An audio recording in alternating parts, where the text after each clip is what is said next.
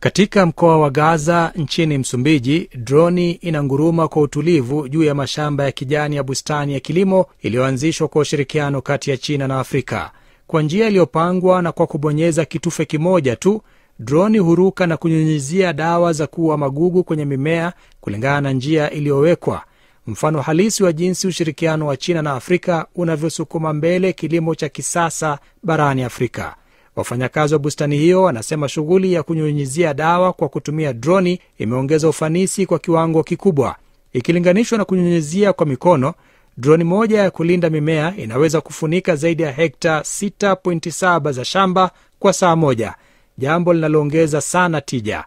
Bustani hiyo ya kilimo ni sehemu ya mradi mpana wa ushirikiano wa kilimo kati ya China na Afrika ambao umeanzisha matumizi ya droni katika shughuli mbalimbali za kilimo, zikiwemo upimaji wa ardhi, upandaji wa mpunga na kunyunyizia dawa za kuua magugu.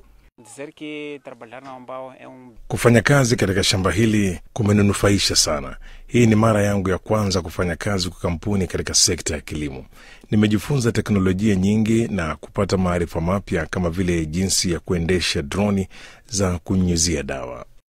Zaidi ya maboresho ya kiteknolojia, ushirikiano wa kilimo kati ya China na Afrika pia unaboresha maisha ya jamii za wenyeji. Chini ya mwongozo wa wataalamu wa kilimo kutoka China, Wamsumbiji wengi wamepokea mafunzo ya vitendo katika mbinu za upandaji wa kisasa. Ujuzi huo mpya haujaboresha tu uzalishaji wa kilimo wa ndani, bali pia umeongeza kipato cha wakulima. Makampuni haya yamekuwa na jukumu la kimkakati si tu katika kilimo cha mpunga na matumizi ya vitendo ya teknolojia ya kisasa za kilimo, bali pia katika uzalishaji wa mbegu na majaribio ya aina mbalimbali za mazao. Hili limeleta athari chanya katika muundo wa kilimo wa Msumbiji. Tunathamini sana ushirikiano wetu na China. Hadi sasa China imeanzisha mifumo ya ushirikiano wa kilimo na zaidi ya nchi 20 za Afrika na mashirika ya kikanda.